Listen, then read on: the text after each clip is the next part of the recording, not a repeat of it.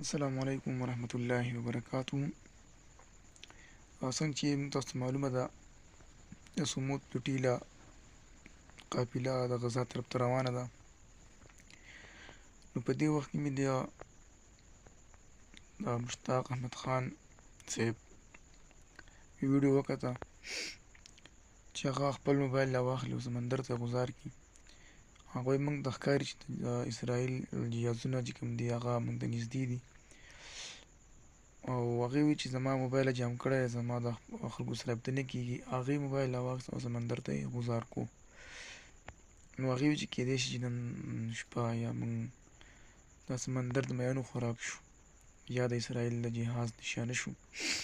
نو موږ ټول قوم له پکار دی چې په دې وخت کې د سېنیټر مشتاق احمد خان صاحب او د هغې څخه نور ملګرو دپاره خصوصي دعا وغواړو چې الله تعالی یې دغې خپل میشن کې کامیاب کړي او غزا ته یې په امن کې ورسوي.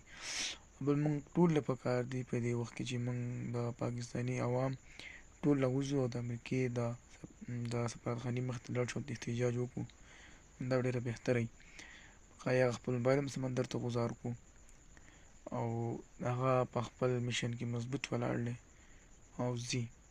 نو زما د طرف نه او زموږ د کور طرف نه هغې دپاره خصوصي دعا ده چې الله تعالی دې هغه په خپل حفاظت کې وساتي. الله تعالی د هغې د شا نه مخکې نه وروسته نه او د ښکته نه حفاظت وکړي او الله تعالی دې هغه په امن او امان کې د غزا طرف ته ورسوي. وما علینا الا البلاغ.